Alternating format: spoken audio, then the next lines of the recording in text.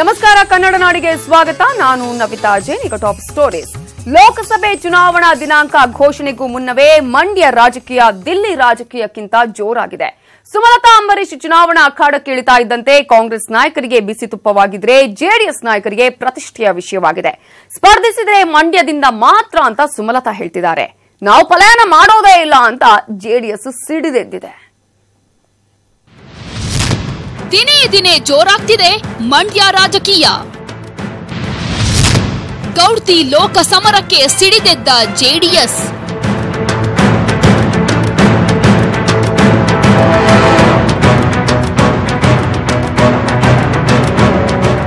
ಮಂಡ್ಯ ಲೋಕಸಭಾ ಚುನಾವಣಾ ಕ್ಷೇತ್ರ ತೀವ್ರ ಕುತೂಹಲ ಮೂಡಿಸುತ್ತಿದೆ. ಸುಮಲತಾ ಅಂಬರೀಶ್ ಕಣಕ್ಕಿಳಿತಾ ಇದ್ದಂತೆ ರಾಜಕೀಯದ ಬಿಸಿ ಏರ್ತಾನೇ ಇದೆ. ಕಳೆದ ಕೆಲವು ದಿನಗಳಿಂದ ಮಂಡ್ಯದಲ್ಲಿ ಮಿಂಚಿನ ಸಂಚಾರ ಮಾಡ್ತಿರೋ ಸುಮಲತಾ ಕಾಂಗ್ರೆಸ್ನಿಂದ ಸ್ಪರ್ಧಿಸಿ ಮಂಡ್ಯ ಜನರ ಋಣ ತೀರಿಸ್ತೀನಿ ಅಂತ ಓಡಾಡ್ತಿದ್ದಾರೆ. ಆದರೆ ಕೈ ಟಿಕೆಟ್ ಕನ್ಫರ್ಮ್ ಆಗದಿದ್ರೂ ಮುಂದಿನ ದಿನಗಳಲ್ಲಿ ತೀರ್ಮಾನ ಹೇಳೋದಾಗಿ ಸಸ್ಪೆನ್ಸ್ ನೀಡಿದ್ರು. ಆದರೆ ಸುಮಲತಾ ಸ್ಪರ್ಧೆಗೆ ಬೆದರಿ ಜೆಡಿಎಸ್ ಸ್ಪರ್ಧೆಯನ್ನ ಮೈಸೂರಿಗೆ ಶಿಫ್ಟ್ ಮಾಡಿಕೊಂಡಿದೆ. ಸಿಎಂ ಪುತ್ರ ನಿಖಿಲ್ ಕುಮಾರ್ ಮಂಡ್ಯದಲ್ಲಿ ಸುಮಲತಾಗಿರೋ ಬೆಂಬಲ ನೋಡಿ ಮೈಸೂರಲ್ಲಿ ಸ್ಪರ್ಧಿಸ್ತಾರೆ ಅನ್ನೋ ಮಾತುಗಳ ಬೆನ್ನಲ್ಲೇ ಸಿಎಂ ಕುಮಾರಸ್ವಾಮಿ ಸ್ಪಷ್ಟನೆ ಕೊಟ್ಟು ಪಲಾಯನ ಮಾಡೋದೇ ಇಲ್ಲ, ನಾವು ಮಂಡ್ಯದಲ್ಲಿ ಸ್ಪರ್ಧಿಸೋದು ಖಚಿತ ಅಂತ ಸುಮಲತಾಗೆ ತಿರುಗೇಟು ಕೊಟ್ಟಿದ್ದಾರೆ. ಮಂಡ್ಯ ಜಿಲ್ಲೆಯ ಲೋಕಸಭೆ ಕ್ಷೇತ್ರದಲ್ಲಿ ನಡೀತಾ ಇರತಕ್ಕಂಥ ರಾಜಕೀಯವನ್ನ ನಾನು ಸೂಕ್ಷ್ಮವಾಗಿ ಗಮನಿಸಿದ್ದೇನೆ. ಜನತಾದಳ ಅಲ್ಲಿಂದ ಏನು ಯಾವುದೇ ಪಲಾಯನವಾದ ಮಾಡತಕ್ಕಂಥ ಪ್ರಶ್ನೆ ಇಲ್ಲ. ಅದರಿಂದ ಇಲ್ಲಿ ಕೆಲವು ವ್ಯಕ್ತಿಗಳು ಈಗ ಮಂಡ್ಯ ಜಿಲ್ಲೆಯ ಬಗ್ಗೆ ಅಭಿಮಾನ ಏನು ವ್ಯಕ್ತಪಡಿಸ್ತಾರೆ. ಮಂಡ್ಯ ಜಿಲ್ಲೆ ಜನ ಋಣ ತೀರಿಸತಕ್ಕಂಥ ವಿಷಯ ಯಾರ್ಯಾರು ಎಷ್ಟೆಷ್ಟು ಋಣ ತೀರಿಸಿದ್ದಾರೆ ಅನ್ನೋದು ಗೊತ್ತಿದೆ ನನಗೆ. ಅಂತಿಮವಾಗಿ ನಿರ್ಣಯ ಮಾಡ್ತೀವಿ. ಮಂಡ್ಯ ಜಿಲ್ಲೆಯ ಅಭ್ಯರ್ಥಿ ಜನತಾದಳದಿಂದಲೇ ಇರ್ತಾರೆ. ಯಾವುದೇ ರೀತಿ ಜನತಾದಳ ಹಿಂದೆ ಸರಿಯತಕ್ಕಂಥ ಪ್ರಶ್ನೆನೂ ಇಲ್ಲ. ನಿಖಿಲ್ ಕುಮಾರಸ್ವಾಮಿ ಅವರು ಏನಾದರೂ ಚುನಾವಣೆ ನಿಲ್ಲಬೇಕು ಅನ್ನೋದಿದ್ರೆ ಮೈಸೂರಿಗೂ ಇನ್ನೆಲ್ಲ ಪಲಾಯನವಾದ ಮಾಡಬೇಕು ಅನ್ನೋದಿದ್ರೆ ಮಂಡ್ಯದಲ್ಲೇ ನಿಲ್ತಾರೆ. ಮಂಡ್ಯ ಕ್ಷೇತ್ರಕ್ಕಾಗಿ ಮೈತ್ರಿ ಪಕ್ಷಗಳಲ್ಲಿ ಜಿದ್ದಾಜಿದ್ದಿ ನಡೀತಿರುವಾಗಲೇ ಸಿಎಂ ಸುಮಲತಾಗೆ ತಿರುಗೇಟು ಕೊಡೋದ್ರ ಜೊತೆಗೆ ಮಂಡ್ಯವನ್ನ ಜೆಡಿಎಸ್ಗೆ ಬಿಟ್ಕೊಡ್ಬೇಕು ಅನ್ನುವಂತೆ ಪರೋಕ್ಷವಾಗಿ ಹೇಳಿದ್ದಾರೆ. ಆದರೆ ಈ ಬೆಳವಣಿಗೆಗಳ ಮಧ್ಯೆ ಮಂಡ್ಯ ಗೌಡ್ತಿ ಲೋಕಸಮರಕ್ಕೆ ಎಲ್ಲಾ ತಯಾರಿಯನ್ನ ಮಾಡಿಕೊಳ್ತಿದ್ದಾರೆ.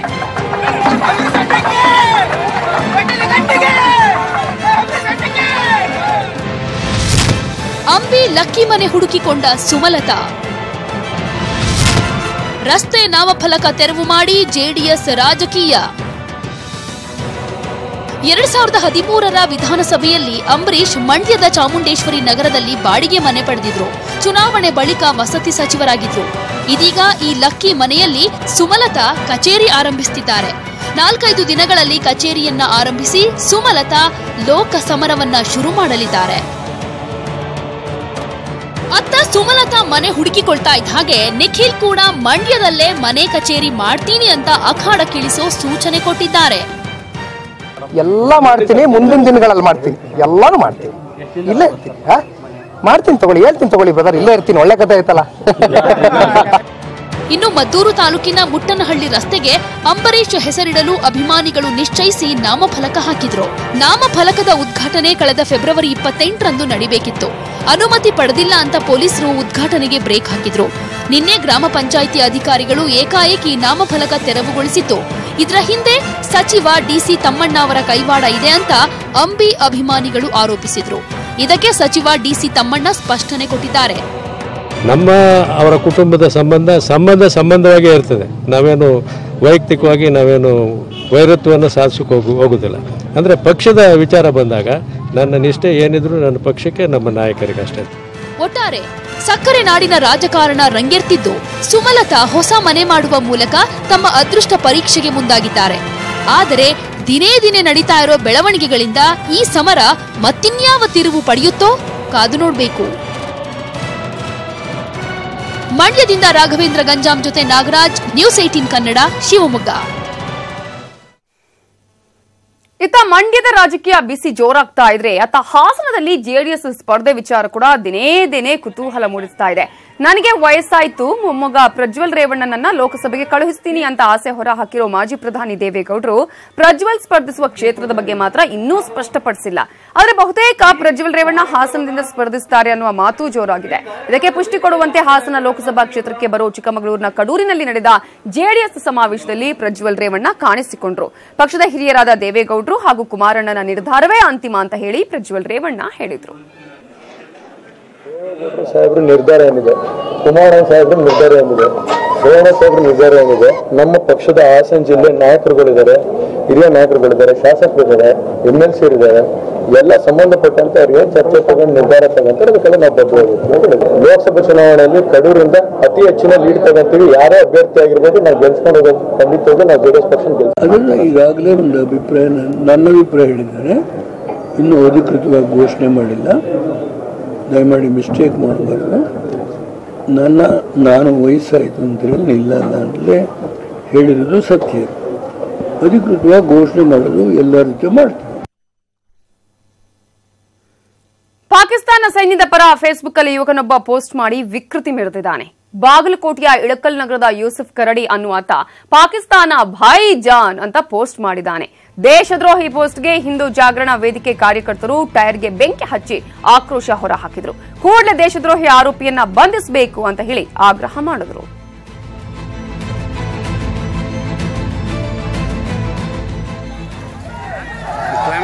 ವಾತಾವರಣ ಸರಿ ಇಲ್ರಿ.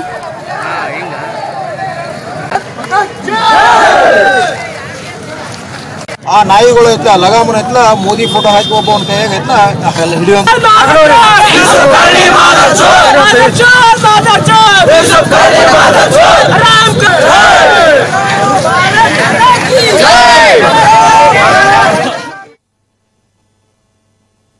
ಶಂಕಿತ ಮಂಗನ ಕಾಯಿಲೆಗೆ ಮತ್ತೊಬ್ಬ ಮಹಿಳೆ ಬಲಿಯಾಗಿದ್ದಾರೆ. ಶಿವಮೊಗ್ಗ ಜಿಲ್ಲೆಯ ಸಾಗರ ತಾಲೂಕಿನ ನಂದೋಡಿ ಗ್ರಾಮದ ನಿವಾಸಿ 56 ವರ್ಷದ ಸೀತಮ್ಮ ಪೂಜಾರಿ ಇವತ್ತು ಮೃತಪಟ್ಟಿದ್ದಾರೆ. ನಿನ್ನೆ ಮಧ್ಯಾಹ್ನ ಜ್ವರ ಅಂತ ಹೇಳಿ ಸಾಗರ ತಾಲೂಕಿನ ಅರಳಗೋಡು ಪ್ರಾಥಮಿಕ ಆರೋಗ್ಯ ಕೇಂದ್ರಕ್ಕೆ ಅವರನ್ನ ಚಿಕಿತ್ಸೆಗೆ ಅಂತ ದಾಖಲಿಸಲಾಗಿತ್ತು. ವೈದ್ಯರು ಶಂಕಿತ ಮಂಗನ ಕಾಯಿಲೆ ಅಂತ ಹೇಳಿ ಮಣಿಪಾಲ ಆಸ್ಪತ್ರೆಗೆ ಹೋಗೋದಕ್ಕೆ ಸೂಚಿಸಿದ್ರು. ನಿನ್ನೆ ಸಂಜೆ ಮಣಿಪಾಲ ಆಸ್ಪತ್ರೆಗೆ ದಾಖಲಿಸಲಾಗಿತ್ತು. ಆದರೆ ಇವತ್ತು ಚಿಕಿತ್ಸೆ ಫಲಕಾರಿಯಾಗದೆ ಸಾವನ್ನಪ್ಪಿದ್ದಾರೆ. ಈ ಸಂಬಂಧ ಸೀತಮ್ಮಗೆ 2 ಬಾರಿ ವ್ಯಾಕ್ಸಿನೇಷನ್ ಕೂಡ ಹಾಕಲಾಗಿತ್ತು.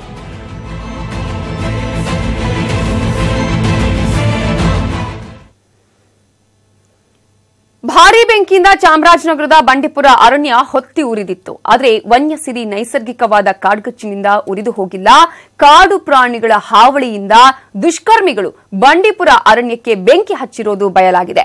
ಬಂಡೀಪುರ ಕಾಡಂಚಿನ ಚೌಡಹಳ್ಳಿ, ಕಲಿಗೌಡನಹಳ್ಳಿ, ಹಂಗಳ ಮೊದಲಾದ ಕಡೆ ಹುಲಿ, ಚಿರತೆ ಹಾಗೂ ಆನೆಗಳು ಲಗ್ಗೆ ಇಡ್ತಾ ಇದ್ವು. ಇದು ಜನರಲ್ಲಿ ಭಯ ಹುಟ್ಟಿಸಿತ್ತು. ಇದರಿಂದಾಗಿಯೇ ಕಾಡಿಗೆ ಬೆಂಕಿ ಹಚ್ಚಿರುವುದಾಗಿ ಆರೋಪಿಗಳು ತಪ್ಪೊಪ್ಪಿಕೊಂಡಿದ್ದಾರೆ.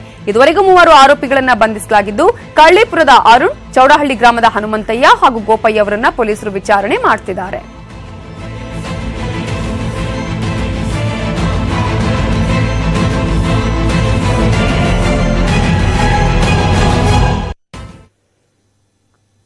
Student life is golden life ಅಂತ ಹೇಳ್ತಾರೆ. ಆದ್ರೆ ಆ ಕಾಲೇಜಿನ ವಿದ್ಯಾರ್ಥಿಗಳಿಗೆ ಆ ಭಾಗ್ಯ ಮರೀಚಿಕೆಯಾಗಿದೆ.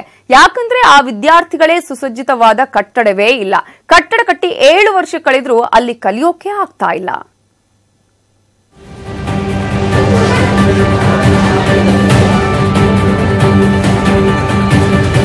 ಪಾಳು ಬಿದ್ದಿರೋ ಕಾಲೇಜು ಕಟ್ಟಡ, ಜೀವವನ್ನು ಕೈಯಲ್ಲಿ ಹಿಡಿದು ಭಯದಲ್ಲೇ ಪಾಠ ಕಲಿಯುತ್ತಿರೋ ವಿದ್ಯಾರ್ಥಿಗಳು. ಇದು ನೋಡೋಕೆ ಕಾಲೇಜ್ ತರ, ಆದ್ರೆ ಒಳ ಹೊಕ್ಕಿ ನೋಡಿದ್ರೆ ಹಾಳು ಕೊಂಪೆ.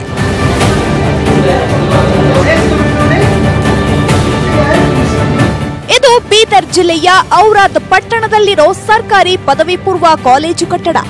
ಸೈನ್ಸ್, ಕಾಮರ್ಸ್, ಆರ್ಟ್ಸ್ ಸೇರಿ 500ಕ್ಕೂ ಹೆಚ್ಚು ವಿದ್ಯಾರ್ಥಿಗಳು ಓದ್ತಾ ಇದ್ದಾರೆ.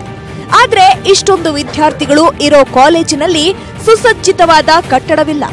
7 ವರ್ಷದ ಹಿಂದೆ ಕಾಲೇಜು ಆರಂಭವಾದಾಗ ಕಟ್ಟಿದ್ದ ಬಿಲ್ಡಿಂಗ್ ಇದ್ರೂ ಇದುವರೆಗೂ ಉದ್ಘಾಟನೆಯಾಗಿಲ್ಲ. ಹೀಗಾಗಿ ಕಾಲೇಜು ಆರಂಭವಾದಾಗಿನಿಂದ ವಿದ್ಯಾರ್ಥಿಗಳು ಪಾಳು ಬಿದ್ದ ಕನ್ನಡ ಶಾಲೆಯಲ್ಲೇ ಕಲಿತಿದ್ದಾರೆ.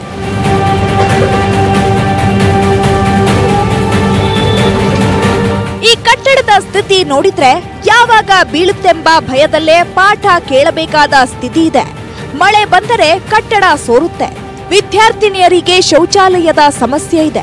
ವಿದ್ಯಾರ್ಥಿನಿಯರು ಬಯಲಿಗೆ ಹೋಗಿ ಶೌಚ ಮಾಡುವಂತ ದಯನೀಯ ಸ್ಥಿತಿ ನಿರ್ಮಾಣವಾಗಿದೆ. ನಾವು ಬರೋದು ಬಹಳ ದೂರ ಊರ್ಲಿಂದು, ಅಲ್ಲಿಂದ 9ಕ್ಕೆ ಬರ್ತೀವಿ. ಆಮೇಲೆ ಇಲ್ಲಿ ಬಂದು ನೋಡ್ಕೆ ಕ್ಲಾಸ್ ರೂಮ್ ಸಿಸ್ಟಮೆಟಿಕ್ ಆಗಿಲ್ಲ, ಕ್ಲಾಸ್ನಾಗ ಬೆಂಚಸ್ ಇಲ್ಲ, ಮತ್ತು ಮಳೆ ಬಿತ್ತಂದ್ರೆ ಕ್ಲಾಸ್ ಎಲ್ಲ ಫುಲ್ ನೀರು ನಿಂದಿರ್ತಾವ ಒಳಗ. ಮತ್ತು ಕ್ಲಾಸ್ನಾಗ ಕುಂತಂದ್ರೆ ಯಾರ ನೆತ್ತಾಗ ಏನು ಕಲ್ಲು ಬೀಳ್ತದೆ ಏನು ಬೀಳ್ತದೆ ಗೊತ್ತಿಲ್ಲ. ಮತ್ತು ಹುಡುಗಿಯರಿಗೆ ಮೇಜರ್ ಪ್ರಾಬ್ಲಮ್ ಏನಂದ್ರೆ ನಮ್ಗೆ ಶೌಚಾಲಯ ಇಲ್ಲ, ಅದು ಮೇನ್ ಪ್ರಾಬ್ಲಮ್. ಅದೇ ನಿಮ್ದು ಹೆಣ್ಮಕ್ಳಿಗೆ ಹೊರಗೆ ಬಿಡ್ತೀರಿ ನೀವು, ಬಿಡಲ್ರಲ್ಲ, ಹಂಗೆ ನಮಗದು ಶೌಚಾಲಯ ಬೇಕು. ಔರಾದ್ ತಾಲೂಕಿನ ಸುತ್ತಮುತ್ತಲಿನ ಸುಮಾರು 20 ಗ್ರಾಮಗಳ ವಿದ್ಯಾರ್ಥಿಗಳು ಇಲ್ಲಿ ದಾಖಲಾಗಿದ್ದಾರೆ. ಇತ್ತ ಕೊಠಡಿ, ಗ್ರಂಥಾಲಯ, ಪ್ರಯೋಗಾಲಯ, ಆಟದ ಮೈದಾನ ಸೇರಿದಂತೆ 10 ಸಮಸ್ಯೆಗಳನ್ನ ವಿದ್ಯಾರ್ಥಿಗಳು ಎದುರಿಸಬೇಕಾಗಿದೆ. ಕೊಠಡಿಗಳ ಸಮಸ್ಯೆ ಹಿನ್ನೆಲೆಯಲ್ಲಿ ಒಂದು ತರಗತಿಗೆ ಪಾಠ ಮಾಡಬೇಕಾದರೆ ಇನ್ನೊಂದು ತರಗತಿಯವರು ಹೊರಗಡೆಗೆ ಕುಳಿತುಕೊಳ್ಳಬೇಕು. ಸರ್ಕಾರಿ ಕಾಲೇಜಿನಲ್ಲಿ ಇಷ್ಟೆಲ್ಲ ಸಮಸ್ಯೆಗಳು ಇದ್ರೂ ಯಾವೊಬ್ಬ ಅಧಿಕಾರಿಯಾಗ್ಲಿ ಜನಪ್ರತಿನಿಧಿಯಾಗ್ಲಿ ಕಾಲೇಜಿಗೆ ಭೇಟಿ ನೀಡಿ ಸಮಸ್ಯೆ ಆಲಿಸಿಲ್ಲ ಅಂತ ವಿದ್ಯಾರ್ಥಿಗಳು ಆಕ್ರೋಶ ವ್ಯಕ್ತಪಡಿಸುತ್ತಾರೆ. ಕರಬಸಪ್ಪ, ನ್ಯೂಸ್ 18 ಕನ್ನಡ, ಬೀದರ್. ಮಂಡ್ಯದಲ್ಲಿ ಕನಗನ ಮರಡಿ ಬಸ್ ದುರಂತ ಮಾಸುವ ಮುನ್ನವೇ ಮತ್ತೊಂದು ಅವಘಡ ಸಂಭವಿಸಿತ್ತು. ಚಾಲಕನ ನಿಯಂತ್ರಣ ತಪ್ಪಿ ಖಾಸಗಿ ಬಸ್ಸೊಂದು ರಸ್ತೆ ಬದಿಗೆ ಉರುಳಿ ಬಿದ್ದು 50ಕ್ಕೂ ಹೆಚ್ಚು ಜನ ಗಾಯಗೊಂಡಿದ್ದಾರೆ. ಮದ್ದೂರು ಪಟ್ಟಣದ ರಾಷ್ಟ್ರೀಯ ಹೆದ್ದಾರಿಯಲ್ಲಿ ಘಟನೆ ನಡೆದಿದ್ದು, ಗಾಯಾಳುಗಳನ್ನು ಮಂಡ್ಯದ ಮೇಮ್ಸ್ ಆಸ್ಪತ್ರೆಗೆ ದಾಖಲಿಸಿ ಚಿಕಿತ್ಸೆಯನ್ನ ನೀಡಲಾಗುತ್ತಿದೆ.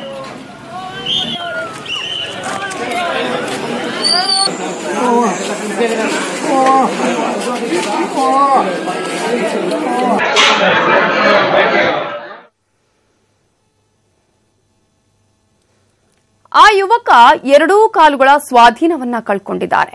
ಪೋಲಿಯೋದಿಂದ ಸ್ವಾಧೀನ ಕಳ್ಕೊಂಡಿದ್ರು, ಸಾಧಿಸುವ ಛಲ ಮಾತ್ರ ಎಂಥವರಿಗೂ ಪ್ರೇರಣೆ. ಕ್ರೀಡೆ, ಸಂಗೀತದ ಬಗ್ಗೆ ಹೆಚ್ಚು ಆಸಕ್ತಿ ಹೊಂದಿರೋ ಆತನಿಗೆ ಸಾಧಿಸುವ ಛಲವಿದ್ರೂ ಸಹಾದ ಕೈಗಳಿಗಾಗಿ ಪ್ರಾರ್ಥಿಸುತ್ತಿದ್ದಾರೆ.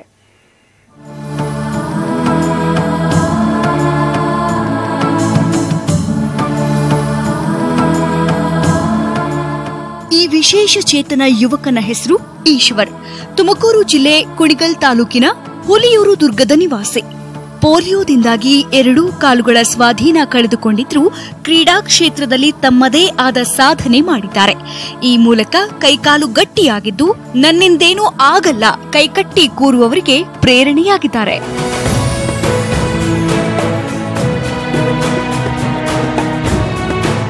ಕ್ರೀಡೆಯಲ್ಲಿ ರಾಜ್ಯ ಹಾಗೂ ರಾಷ್ಟ್ರ ಮಟ್ಟದಲ್ಲಿ ಮಿಂಚಿ ಹಲವು ಪದಕಗಳನ್ನ ಮುಡಿಗೇರಿಸಿಕೊಂಡಿದ್ದಾನೆ. 2018ರಲ್ಲಿ ಧಾರವಾಡದಲ್ಲಿ ನಡೆದ ಅಂಗವಿಕಲರ ರಾಜ್ಯ ಮಟ್ಟದ ಕ್ರೀಡಾಕೂಟದಲ್ಲಿ ಭಾಗವಹಿಸಿ 3 ಚಿನ್ನದ ಪದಕಗಳಿಗೆ ಕೊರಳೊಡ್ಡಿದ್ದಾರೆ. ಜಾವ್ಲಿನ್, ಡಿಸ್ಕಸ್ ಥ್ರೋ, ಶಾಟ್ ಪುಟ್ನಲ್ಲಿ ಎತ್ತಿದ ಕೈ, ರಿಯಾಣದಲ್ಲಿ ನಡೆದ ಪ್ಯಾರಾ ಒಲಿಂಪಿಕ್ ಚಾಂಪಿಯನ್ಶಿಪ್ನಲ್ಲಿ ಬಹುಮಾನ ಪಡೆದಿದ್ದಾರೆ. ಮಾಸ್ಟರ್ಸ್ ಅಥ್ಲೆಟಿಕ್ ಕ್ರೀಡಾಕೂಟದಲ್ಲಿ 2 ವರ್ಷಗಳಿಂದ ರಾಜ್ಯವನ್ನು ಪ್ರತಿನಿಧಿಸುತ್ತಿದ್ದಾರೆ. ಎಲ್ಲ ಏನೇ ನಾವು ಇದು ಮಾಡಿದ್ರು ಯಾವ ಇಲಾಖೆಯಿಂದನೂ ಯಾವುದೇ ಅನುದಾನ ಏನೂ ಸಿಕ್ಕಿಲ್ಲ ಸರ್. ಎಲ್ಲ ನಮ್ಮ ದುಡ್ಡೇ ಖರ್ಚು ಮಾಡ್ಕೊಂಡು ಇದು ಮಾಡ್ಕೊ ಹೋದ್ವಿ. ನಮ್ಮಮ್ಮ ಕೂಲಿ ಮಾಡಬೇಕು ಸರ್, ನಾವು ಇದು ಮಾಡಬೇಕು. ನಮ್ಗೆ ಏನಂದರೆ ಏನೂ ಇಲ್ಲ ಸರ್. ಯಾವ್ದಾರ ಒಂದು ಗೌರ್ಮೆಂಟ್ ಇಲಾಖೆಯಲ್ಲಿ ಏನಾರ ಒಂದು ಇದು ಮಾಡಿಕೊಂಡು ಜೀವನ ಸಾಗಿಸೋದಕ್ಕೆ ಯಾವ್ದಾರ ಒಂದು ಜಾಬ್ ಇದು ಮಾಡಬೇಕು ಅಂತ ನಡೆದಾಡೋಕ್ಕೂ ತುಂಬ ಇದಿದೆ. ಸುಮಾರು ಕಡೆ ಎಲ್ಲ ಕೆಲ್ಸಕ್ಕೆ ಹೋದ್ರು ಎಲ್ಲರೂ ನಡೆದಾಡೋದು ನೋಡಿ ಏನು ಮಾಡ್ತೀಯ ಏನು ಎತ್ತ ಅಂದ್ಬಿಟ್ಟು ಇದು ಮಾಡಿದ್ರು.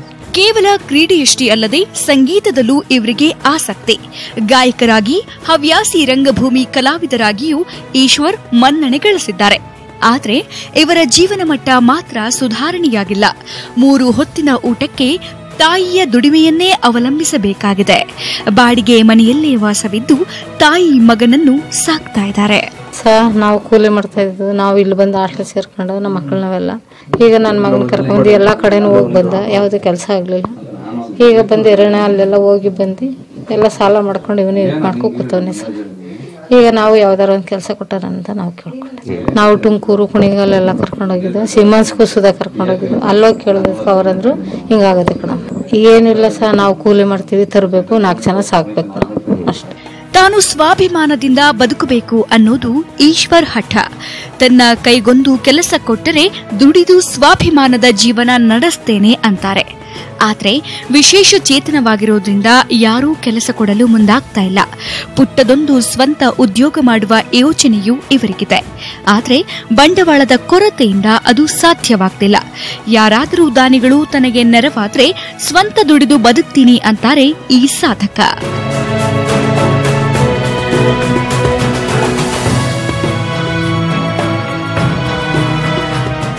ವಿಠಲ್, ನ್ಯೂಸ್ 18 ಕನ್ನಡ, ತುಮಕೂರು.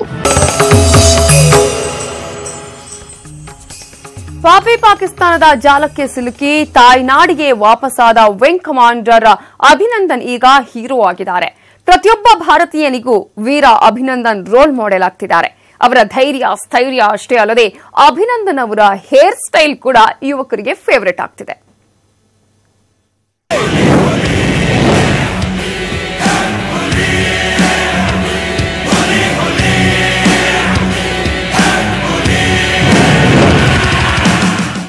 ಹುಲಿ ಹುಲಿ ಹೆಬ್ಬುಲಿ. ಪಾಕಿಸ್ತಾನದ F-16ಗೆ ನಮ್ಮ ವಿಂಗ್ ಕಮಾಂಡರ್ ಅಭಿನಂದನ್ ವರ್ಧಮಾನ್ ನಿಜಕ್ಕೂ ಹೆಬ್ಬುಲಿಯಾಗಿ ಕಾಡಿದ್ರು.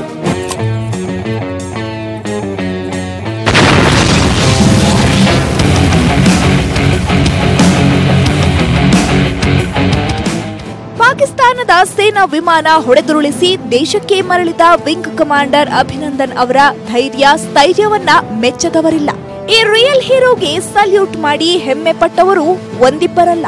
ಇಡೀ ದೇಶದ 130 ಕೋಟಿ ಜನತೆ ಅಭಿನಂದನ್ ಅವರನ್ನ ದೇಶದ ಹೀರೋ ಆಗಿ ಮಾಡಿದ್ದಾರೆ. ಇದೀಗ ಈ ಹೀರೋನ ಮೀಸೆ ಸ್ಟೈಲ್ ಯುವ ಜನರಿಗೆ ಫೇವರೇಟ್ ಆಗ್ತಿದೆ.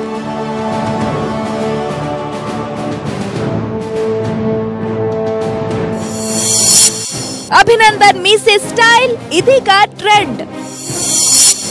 ರಿಯಲ್ ಹೀರೋ ಧೈರ್ಯವೇ ಇವರಿಗೆ ಸ್ಫೂರ್ತಿ. ಸಿನಿಮಾ ನಟರ ಹೇರ್ ಸ್ಟೈಲ್ ಗೆಟಪ್ ಅನ್ನ ಒಪ್ಪಿ ಅಪ್ಪಿಕೊಳ್ಳುವುದು ತುಂಬಾ ಕಾಮನ್. ಇಂತಹ ಉದಾಹರಣೆಗಳು ನಮ್ಮ ಮುಂದೆ ಸಾಕಷ್ಟಿವೆ. ಇದೀಗ ಇಂತಹ ಟ್ರೆಂಡ್ಗೆ ಅಭಿನಂದನ್ ಅವರ ಮೀಸೆ ಸ್ಟೈಲ್ ಸೇರಿಕೊಂಡಿದೆ. ಯುವ ಜನತೆಯ ರಿಯಲ್ ಹೀರೋ ಆಗಿರೋ ಅಭಿನಂದನ್ ಅವರಂತೆಯೇ ಹುಬ್ಬಳ್ಳಿಯಲ್ಲಿ ಯುವಕರು ಮೀಸೆ ಕಟ್ ಮಾಡಿಸಿಕೊಳ್ತಿದ್ದಾರೆ. ನಮ್ಮ ಭಾರತದ ಹೆಮ್ಮೆಯ ವೀರ ಯೋಧನಾದ ಅಭಿನಂದನ್ ರವರು ಭಾರತಕ್ಕೆ ಸುರಕ್ಷಿತವಾಗಿ ಮರಳಿ ಬಂದಿರೋದಕ್ಕೆ ಸಂತಸವಾಗಿ ಆ ಕಾರಣಕ್ಕೆ ನಾವು ಕೂಡ ಅಭಿನಂದನ್ ಹಾಗೆ ಹೇರ್ ಕಟ್ಟನ್ನು ಮಾಡಿಸ್ತಾ ಇದ್ದೇವೆ. ಟ್ರೆಂಡ್ ಇದು ಅಭಿನಂದನ್ ಅವರ ಟ್ರೆಂಡ್ ಆಗಿದ್ದು ಅವರು ಭಾರತಕ್ಕೆ ಕ್ಷೇಮವಾಗಿ ಮರಳಿ ಬಂದಿದ್ದಕ್ಕೆ ತುಂಬಾ ಸಂತೋಷವಾಗಿದೆ. ವಿಂಗ್ ಕಮಾಂಡರ್ ಅಭಿನಂದನ್ ರ ಶೌರ್ಯ ಸಾಹಸದಂತೆ ಅವರ ಹೇರ್ ಸ್ಟೈಲ್ ಯುವ ಸಮುದಾಯವನ್ನು ಆಕರ್ಷಿಸಿದೆ. Real hero Abhinandan hair style ಹುಬ್ಬಳ್ಳಿಯಲ್ಲಿ ಟ್ರೆಂಡ್ ಸೃಷ್ಟಿಸಿದೆ. ಹೊಸ ಲುಕ್ ನಲ್ಲಿ ಅಭಿನಂದನ್ ಅವರಂತೆ ಕಾಣುತ್ತಾ ದೇಶಪ್ರೇಮಿಯಾಗಿ ಬೀಗುತ್ತಿದ್ದಾರೆ. ಅಭಿನಂದನ್ ಸರ್ದು ಒಂದು ಹೊಸ ಹೇರ್ ಸ್ಟೈಲ್ ಇದು. ನೀವು ಮೀಸೆದ ಈ ಥರ ಬೆಳಗಿಲಿಂದ ಸುಮಾರು ಕಸ್ಟಮರ್ ಆಗಿದ್ದಾವೆ. ಈಗ ಮತ್ತೀಗ 2 ಕಸ್ಟಮರ್ ಆಗಿದ್ದಾವೆ ಸುಮಾರು. ಈಗ ಈ ಟ್ರೆಂಡ್ ಅಂದರೆ ಹೊಸ ಟ್ರೆಂಡ್. ಈಗ ಈ ಥರ ಅಂದರೆ ಒಂದು ನಮ್ಮ ದೇಶದ ಹೊಸ ಟ್ರೆಂಡ್. ತೆರೆ ಮೇಲೆ ಹೀರೋಗಳಂತೆ ಕಾಣಿಸಿಕೊಳ್ಳೋರ ಹೇರ್ ಸ್ಟೈಲ್ ಫ್ಯಾಷನ್ ಅನ್ನ ಫಾಲೋ ಮಾಡ್ತಿದ್ದ ಜನ ಇವತ್ತು ಅಭಿನಂದನ್ ಅವರನ್ನ ಫಾಲೋ ಮಾಡ್ತಿದ್ದಾರೆ. ಈ ಮೂಲಕ ನಮ್ಮ wing commander Abhinandan Varthaman real hero ಆಗಿದ್ದಾರೆ. ಪರಶುರಾಮ್ ತಹಶೀಲ್ದಾರ್, ನ್ಯೂಸ್ 18 ಕನ್ನಡ, ಹುಬ್ಬಳ್ಳಿ. ಬಳ್ಳಾರಿಯ ಹಂಪಿ ಉತ್ಸವ ಕೆಂಡದಂತಹ ಉರಿ ಬಿಸಿಲಲ್ಲೂ ಕೂಡ ಜೋರಾಗಿತ್ತು. ಜನ ಬಿಸಿಲು ಗಾಳಿ ಸೆಕೆಯನ್ನೂ ಲೆಕ್ಕಿಸದೆ ಹಂಪಿ ಉತ್ಸವದಲ್ಲಿ ಭಾಗಿಯಾಗಿದ್ರು. ಕೊನೆ ದಿನದ ಉತ್ಸವದಲ್ಲಿ ವಿವಿಧ ಗ್ರಾಮೀಣ ಕ್ರೀಡೆಗಳು ನೋಡುಗರ ಕಣ್ಮನ ಸೆಳೆದವು. ಕುಸ್ತಿ ಪಂದ್ಯಾವಳಿಯಲ್ಲಿ ಜಟ್ಟಿಗಳ ಕುಸ್ತಿ ಕಾಳಗ ಜನತೆಯನ್ನು ಹುಚ್ಚೆದ್ದು ಕುಣಿಯುವಂತೆ ಮಾಡಿತ್ತು.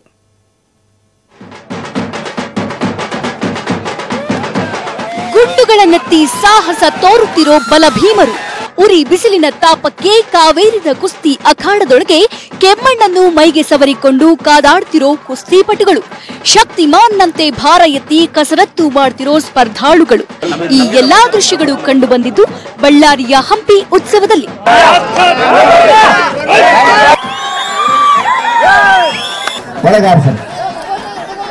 ಹಂಪಿ ಉತ್ಸವದ 2ನೇ ದಿನ ಗ್ರಾಮೀಣ ಕ್ರೀಡೆಗಳು ನೋಡುಗರ ಕಣ್ಮನ ಸೆಳೆದವು.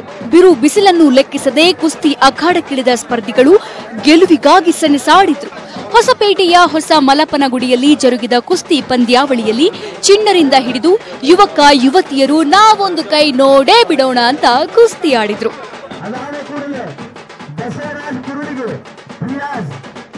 ಶಿಳ್ಳೆ ಚಪ್ಪಾಳೆ ಮೂಲಕ ಕುಸ್ತಿಪಟುಗಳನ್ನು ಪ್ರೇಕ್ಷಕರು ಹುರಿದುಂಬಿಸಿದ್ರು.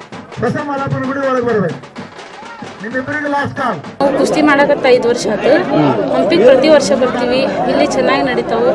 ಮತ್ತೆ ಇಲ್ಲಿ ಚಲೋ ಕುಸ್ತಿ ನಮ್ಗೆ ಕರ್ಕೊಂಡ್ ಬಂದು ಆಡಿಸ್ತಾರಲ್ಲ, ಭಾಳ ಖುಷಿ ಆಗುತ್ತ.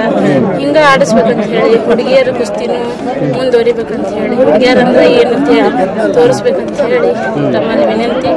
ಮತ್ತೆ ನಮ್ಗೆ ಭಾಳ ಖುಷಿ ಆಗೈತಿ ಇಲ್ಲಿ ಕುಸ್ತಿ ಕರ್ಸಿದ್ದಕ್ಕೆ. ಭಾಳ ಸಂತೋಷ ಆಗೈತಿ. ಗುಂಡು ಕಲ್ಲು ಎತ್ತುವ ಸ್ಪರ್ಧೆಯಂತೂ ಅಬ್ಬಬ್ಬ ಅನ್ಸಿತ್ತು. ಬಲಭೀಮರು ಭಾರದ ಗುಂಡು ಕಲ್ಲು ಎತ್ತಿ ಬಿಸಾಡ್ತಿದ್ರೆ ನೆರೆದಿದ್ದವರು ನೆಬ್ಬೆರಗಾದ್ರು.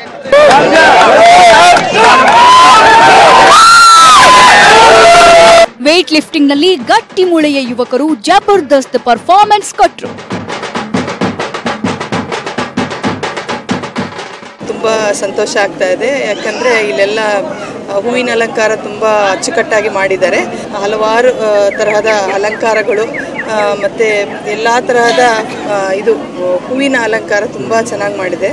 ಬಲ ಪ್ರದರ್ಶನ, ಇಂತಹ ಸ್ಪರ್ಧೆಗಳ ಜೊತೆಗೆ ಫಲಪುಷ್ಪ ಪ್ರದರ್ಶನ ಹಾಗೂ ಕೃಷಿ ಮೇಳ ಕೂಡ ಜಿಲ್ಲೆಯ ಜನರನ್ನ ಸೆಳೆದಿತ್ತು.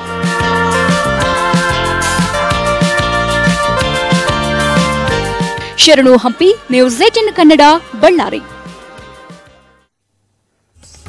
ಇದು ಇವತ್ತಿನ ಕನ್ನಡ ನಾಡಿ. ಈಗ ಆ ವಿಡಿಯೋದಲ್ಲಿದೆ ಅಸಲಿ ಸೀಕ್ರೆಟ್.